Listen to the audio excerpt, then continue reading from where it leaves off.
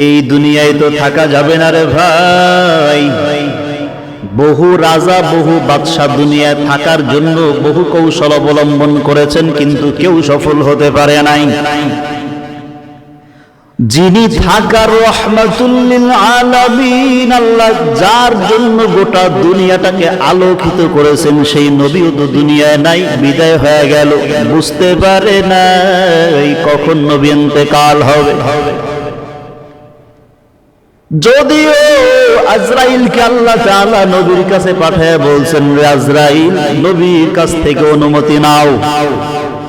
নবী যদি অনুমতি দেয় নবীর জান কবজ করবা, নচেত করবা না। কারণ নবী যদি কষ্ট পায়, আমি আল্লাহ নবীর কষ্ট সহ্য করতে পারবো না।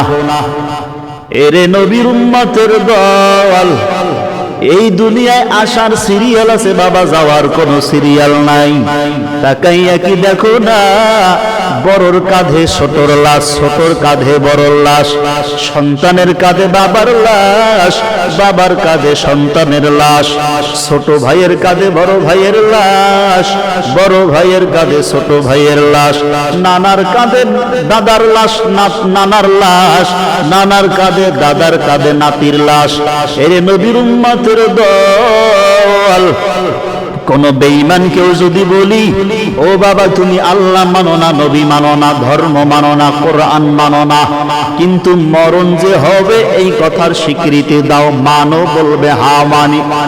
আপনি এখন বেঁচে আছেন, আমি ধরে নিলাম আপনি আরো 100 বছর বাঁচবেন, আমি ধরে নিলাম আপনি আরো 50 বছর বাঁচবেন, এই কথার স্বীকৃতি দেন। 50 বছর পরেও কি আপনার মরণ হবে না? 100 বছর পরেও কি আপনার মরণ হবে না? মরণ থেকে বাঁচা যাবে না, কারণ আসার সিরিয়াল আছে, দুনিয়ার থেকে যাওয়ার কোনো সিরিয়াল নাই। এই জন্য আল্লাহ তাআলা বলেন, ওয়ামা কানা লিনাফসিন আন তামুতা ইল্লা বিইذনিল্লাহি কিতাবাম মুআজ্জালা। ওরে জগতের মানুষ শুনে নাও, আমি আল্লাহর পক্ষ থেকে মরণ যখন নির্ধারিত হবে, 1 সেকেন্ড আগেও না, 1 সেকেন্ড পরেও না, 1 কদম আগেও যেতে পারবা না, 1 কদম পেছনেও নামতে পারবা না রে বাবা। মরণের রশি ধরে যখন আমার মাওলায় টান মারবে, দুনিয়ার কোন বাহাদুর থাকতে পারে নাই, তুমি আমিও পারবো না। মরণ থেকে যতই পালাও, মরণ তোমায় নিবে ঘিরি, যদিও শুধু আকাশ পানে লুকাও, সেথায় লাগে সিঁড়ি। কেউ থাকতে পারে নাই, যিনি থাকার রহমাতুল লিল আলামিন তিনিও তো চলে গেছেন। তোমার আমার দাদাও চলে গেছেন, বাবাও চলে গেছেন, কত বন্ধু ছিল জীবনে, বন্ধু চলে গেছেন, ডানে বামে কত আত্মীয় ছিল, কত ভালো মানুষ ছিল, তারাও তো চলে গেছেন রে গোলাম। তুমি আমিও থাকতে পারবো না। এমন কোন দিন নাই, এমন কোন মাইক নাই, এমন কোন মসজিদ নাই যেখানে মরণের কথা ঘোষণা না হয়। হয়তো তোমার এলাকায় আজ কেউ মরে নাই, কিন্তু খুঁজে দেখো অন্য এলাকায় 2-4 জন নাই। হয়তো তোমার এই থানার ভিতরে কেউ মরে নাই, অন্য থানার ভিতরে 2-4 জন চলে গেল।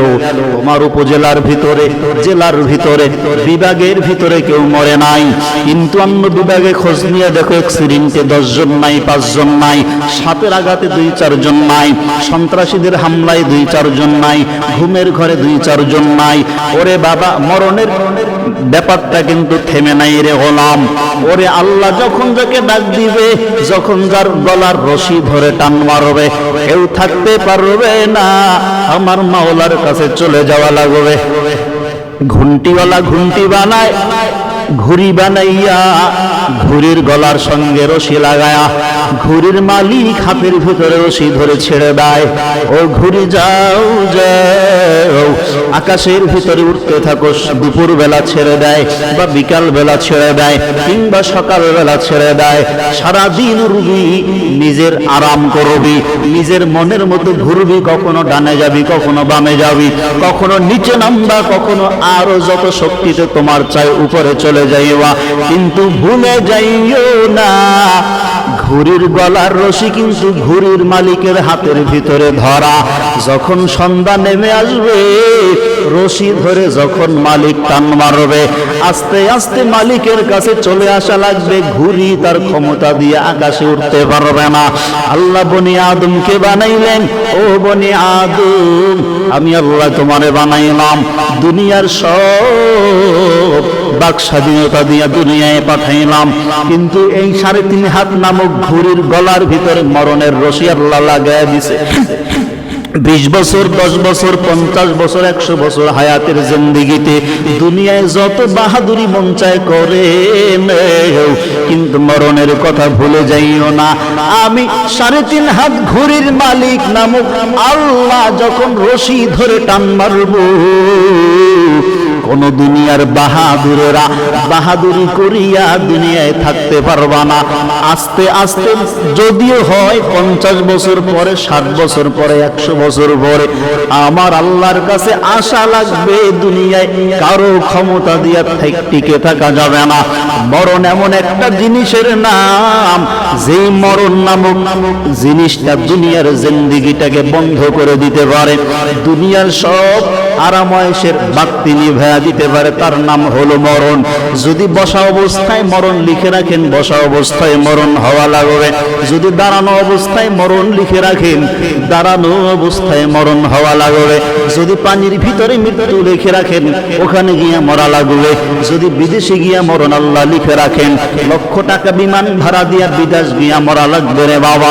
যদি নামাজের সিজদায় মরণ লিখে রাখেন, নামাজের সিজদায় মরণ হবে। যদি আল্লাহ না করুক এমন নসিব যদি আল্লাহ কাউকে দেয়, বাইতুল্লাহ তাওয়াফরত অবস্থায় মরণ হবে, বাইতুল্লাহর জমিনে মরণ হবে।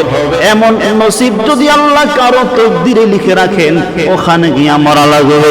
আল্লাহর প্রিয় পয়গম্বর হযরতে সুলাইমান আলাইহিস সালাতু ওয়াস সালাম গোটা দুনিয়াটা 4 জন বাদশাহী করেছেন। তার মধ্যে 2 জন হলেন বেঈমান, 2 জন হলেন মুসলমান। মুসলমান 2 জন, একজনের নাম হলো বাদশা সুলাইমান আলাইহিস সালাতু ওয়াস সালাম। আল্লাহর একদিকে নবী, একদিকে আল্লাহ তাআলা গোটা দুনিয়ার ক্ষমতা দান করেছেন। সূর্য যেখান থেকে উদিত হয়, যেখানে গিয়ে ডুবে যায়, গোটা দুনিয়ার মহলের ভিতরে সুলাইমান নবীর রাজত্ব ছিল, শাসন ছিল। সুলাইমান নবীও এত বড় শাসক হইয়া দুনিয়ায় থাকতে পারে নাই, শুইয়াও মরতে পারে নাই, বসিয়াও মরতে পারে নাই। দাঁড়াইয়া থাকা অবস্থায় সুলাইমান নবীর মরণ হয়ে গেল।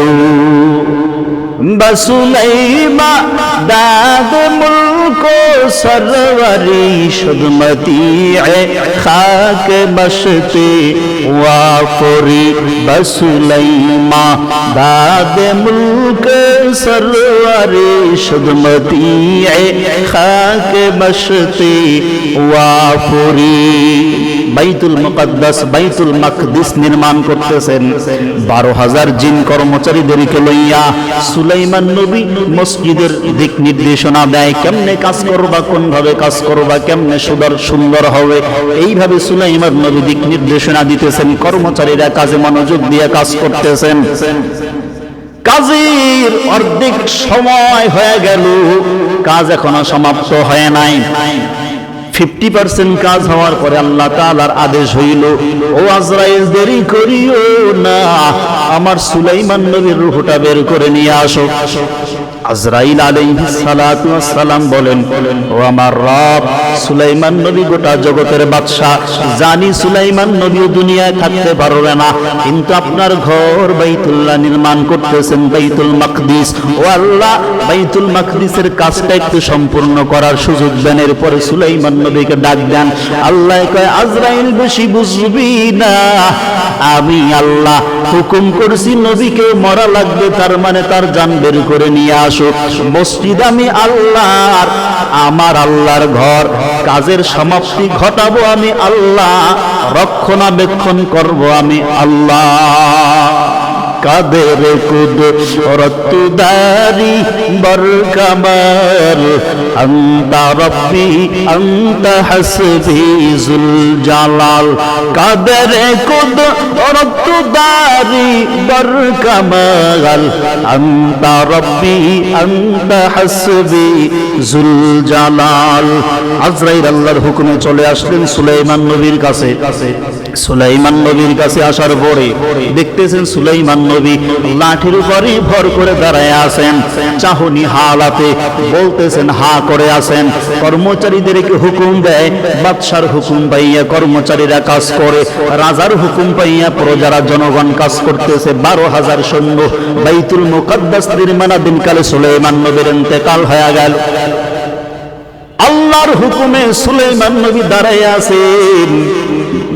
আল্লাহ তাআলা আজরাইলকে বললেন, আজরাইল নবী দাঁড়ানো আছেন, শোয়ানোর দরকার নাই, দাঁড়ানো অবস্থায় থাকবে। লাঠি ভর করে আছেন, লাঠি হাতের ভিতরেই থাকবে। তাকায় আছেন, তাকানো হালাতে থাকবে। কিছু বলতেছেন, হা করে থাকবে। জনগণ বুঝবে, শ্রমিকরা বুঝবে বাদশা তাকায় আছে, বাদশার হাতের ভিতরে লাঠি আছে, বাদশা তাকায় আছে, চেয়ে আছে। এই জন্য বলতেছে কাজে ফাঁকি দেওয়া যাবে না। ও আজরাইল, কিন্তু জগতের ওই জিন কর্মচারীরা বুঝবে না যে বাদশা আগেই ইন্তেকাল হয়ে গেছে। আল্লাহর কুদরতের খেলা, আল্লাহর কুদরতের ঘোষণা হইল সুলাইমান নবীর মরণ হয়ে যাবে। আজরাইল আল্লাহর হুকুমে জান বের করে নিয়ে আসলেন।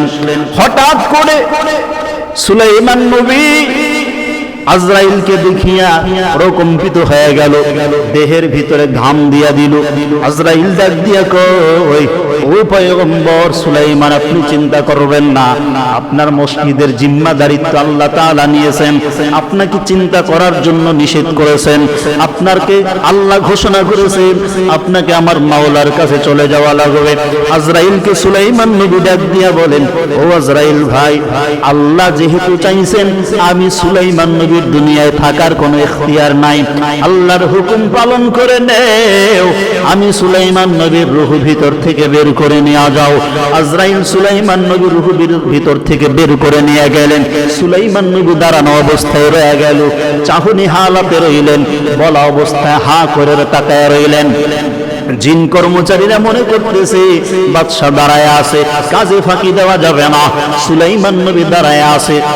কিন্তু সুলাইমান নবী আল্লাহর হুকুমে চলে গেছে। দীর্ঘদিন পরে মসজিদের কাজ সমাপ্ত হয়ে গেল।